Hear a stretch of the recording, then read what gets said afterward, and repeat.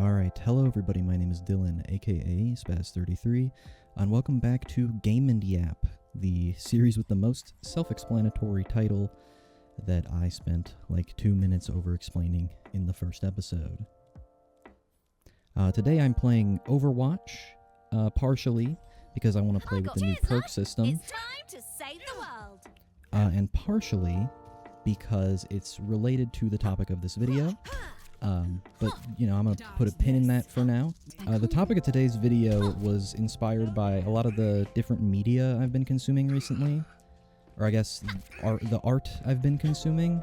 I don't know, I don't like calling it media. It feels very, like, corporate. But maybe that's just me being, like, a soy boy liberal cuck. But the topic of today's video is... Okay, hold on. Is that comparison is the thief of joy. And perhaps you can see where I'm going with me being on Overwatch 2 here. This game, by all accounts, is kind of a shell of its former self, and okay, apparently I'm not very good at it. But a lot of what people dislike, including myself, about this game, are rooted in comparisons to the first Overwatch. Still feels weird to even call this a sequel, but, you know, it kind of is, I guess.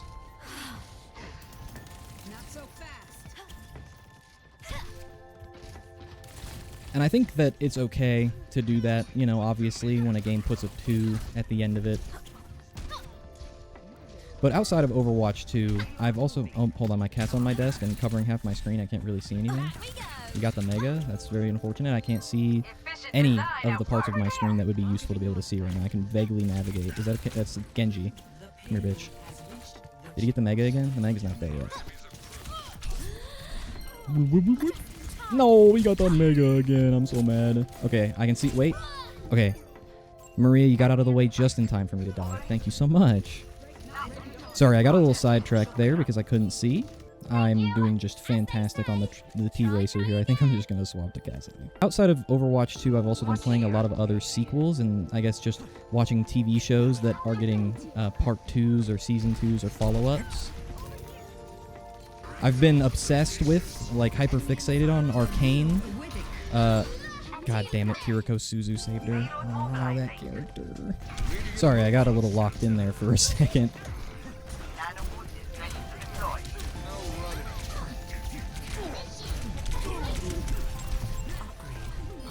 Woo!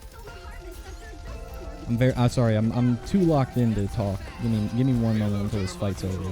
Let's roll out. Okay, missed every shot. I know what you're doing. Okie dokie.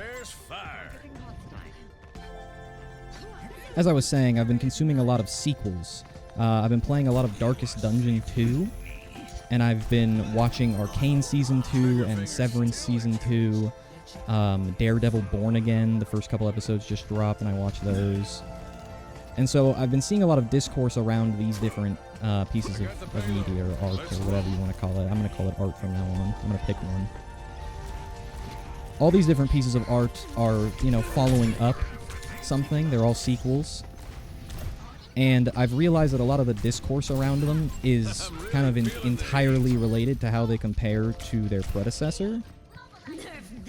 At least a lot of the negative takes about these things are in comparison to their predecessors. Most of the positivity comes from what's actually in the show. A lot of the negativity, at least that I've seen, is about what's not there and what used to be there in the first iteration.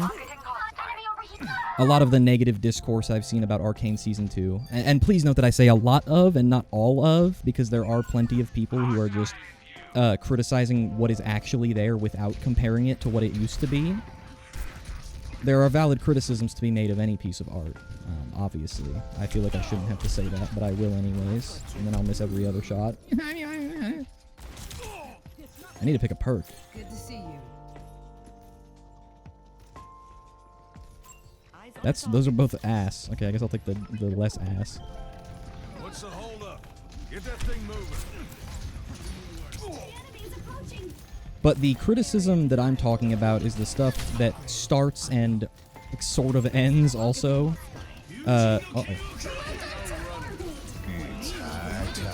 Woo! Good thing he fucking missed his deflect. Oh well. A lot of the negative criticism is about how it compares to its predecessor. Like, Arcane Season 2, how is it different from Arcane Season 1? A lot of the criticism I've seen is like, well, Season 1 was about this, and therefore Season 2 is bad because it's no longer about this. And obviously you can like or dislike the direction Arcane Season 2 went in. It is different, which doesn't automatically mean bad. That's sort of the main point I'm getting at here.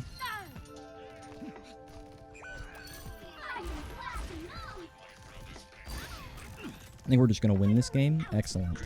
Woohoo! Alright, well, I guess I will just talk in queue for another game then. But anyways, back to back to what I was saying before. The criticism that I sort of take problem with is the criticism that starts and ends with different from the predecessor. Well, Arcane Season 1 was about this, and Arcane Season 2 is about this, so therefore, it's bad. And I understand... I don't think I've ever played this map before. I understand that that's not where all of the criticism is coming from, okay? I get it. I understand that people will compare as a tool to make a valid criticism. That is something that you can obviously do. It's just that a lot of people, at least in my experience, don't. I've already talked about Arcane, and I don't want to make this video about going into the weeds of like why I think these people are wrong about these pieces of media. Or art. God damn it, I decided to... Okay, hold on, I'm gonna take a deep breath because I got fucking... I got upset there for a sec. I don't want to get into the weeds about why I think people are wrong about these pieces of art. I just am using them as examples, and also they've been the inspiration for me even making this video. Because Arcane Season 2 is very different from Arcane Season 1. I'll give people that. That's sort of just a fact of the matter. And Darkest Dungeon 2 is also a very different game from Darkest Dungeon 1. I'm not going to say... I honestly don't know which one I think is better between 1 and 2 in the case of Darkest Dungeon or Arcane. I think that they are trying to do different things, and I think that they're equally doing them very well. And people will constantly frame their criticisms as like, man, I'm so glad somebody's finally speaking the truth instead of being a fanboy. I'm glad we can talk about this objectively instead of being sheeple that just say they like something. And also using criticism as grounds to act like the artists have been compromised or something. It's crazy to me.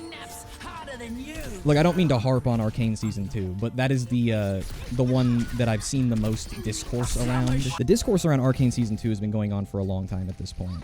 And so I've seen a lot of it.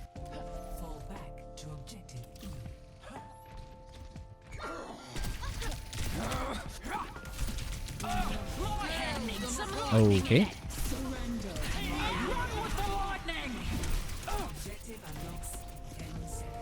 Time for a thunderstorm. That was worth it.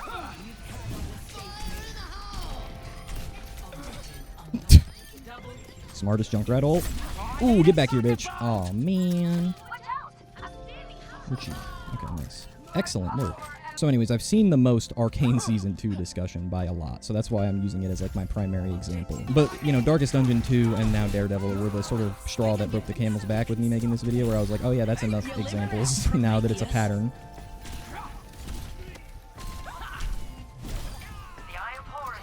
But I watched multiple videos and read multiple, you know, YouTube comments, which, you know, I guess it's my fault for expecting intelligent discourse in YouTube comments. My bad, I learned nothing from Video Game Donkey, unfortunately. I saw several that were to the effect of, they needed to make this 3 seasons, it's clear the creators needed 3 seasons and wanted 3 seasons but couldn't get it for whatever reason or whatever.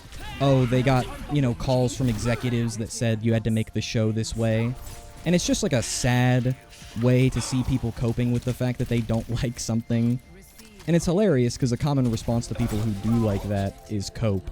The amount of times I saw people who were like, well, I actually really liked Season 2 of Arcane despite all of its flaws, had people responding with, shut up, you fucking moron, you're coping and seething and you're just a consumer, a mindless consumer, and I am a performance artist. Again, this is typical behavior of YouTube commenters, I'm aware, you know.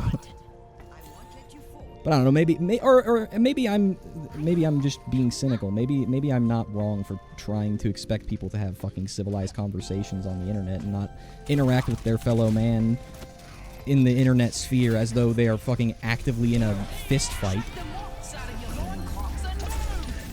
Look out, Ares! There's a new god of war!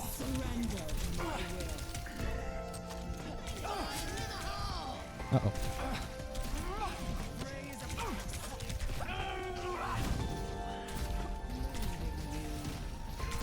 I need a thunderbolt!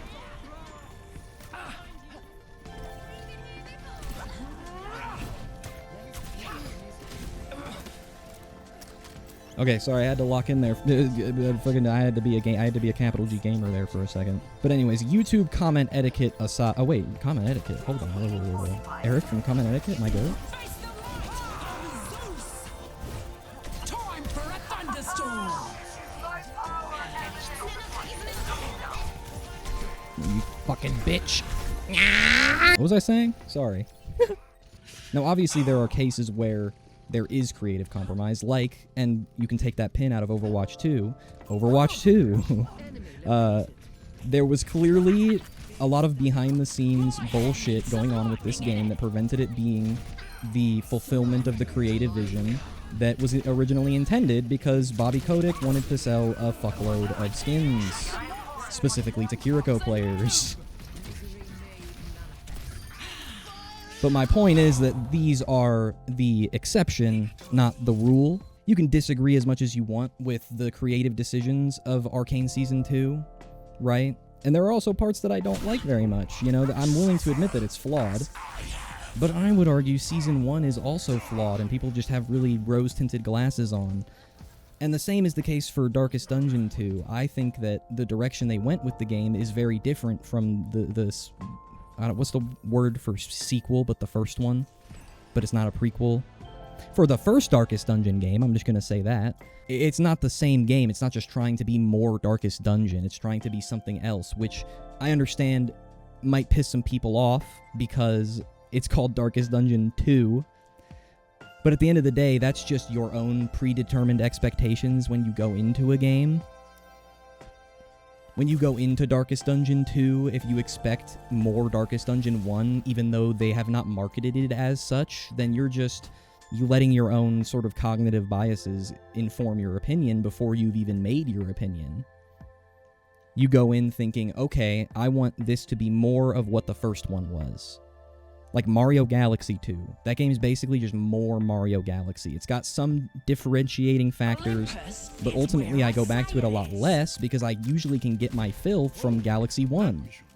I'm someone who's very satisfied, you know, with a single video game being very good, and then the next one that the people who made that first one make is something else. They try something new.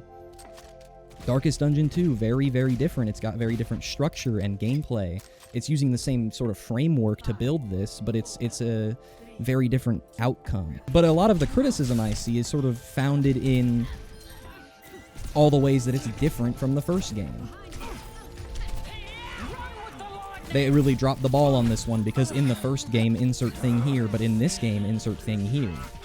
And you can say, I don't like that as much, but do you mean you don't like that as much, or do you just mean that's the way it is and I don't want it, I didn't expect it to be that way, not I didn't want it to be that way.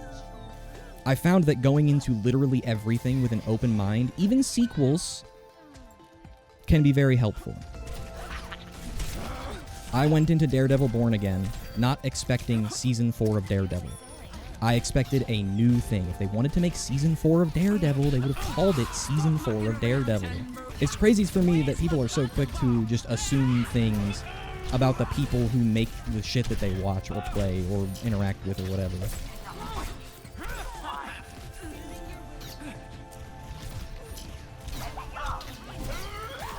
No one can stop me! I owe you one. And again, I know Daredevil went through like creative overhauls and shit, and Disney is a company that's sort of infamous for having a lot of overlook and or overreach by executives in their, creative visions, but I'm not going to go into things assuming that that is the case. Yes, they reworked it, but I feel like the creatives were the ones behind the rework, the writers and the showrunners, not the executives. And maybe I'm wrong about that, but I'm not going to go into it with that assumption, and I'm not going to go into it with the opposite assumption. I'm not going to go into it thinking this is the exact vision of the original creators, blah, blah, blah. I'm going to go into it with the expectation that this is a show called Daredevil Born Again that's following the events of the show called Daredevil. Cool. That's it. To expect anything else is to set yourself up for disappointment when it isn't that.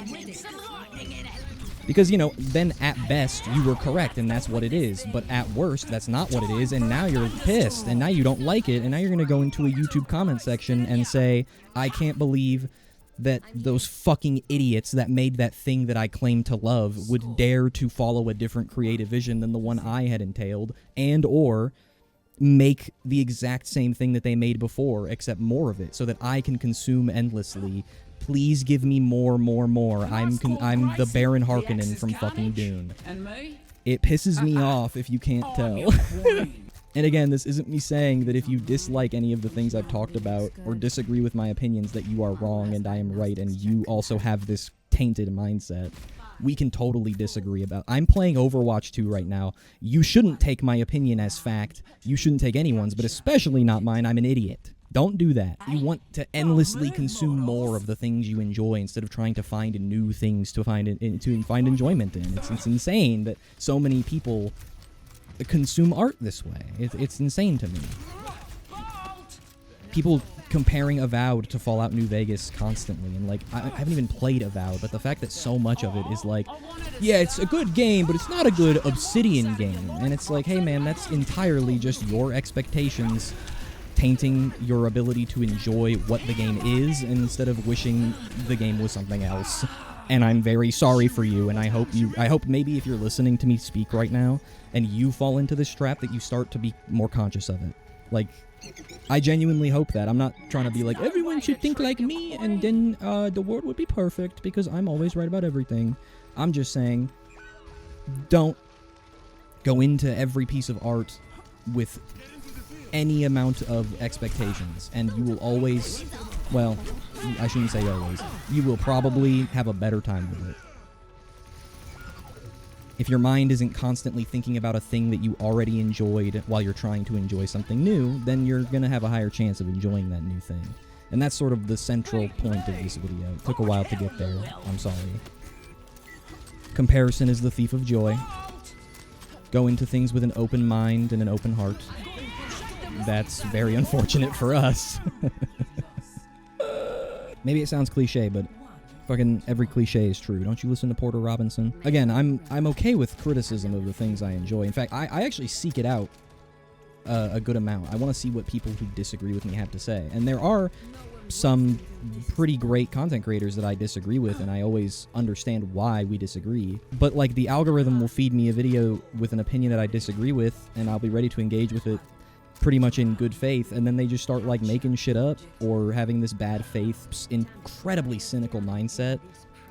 They always interpret the text, the proverbial text, as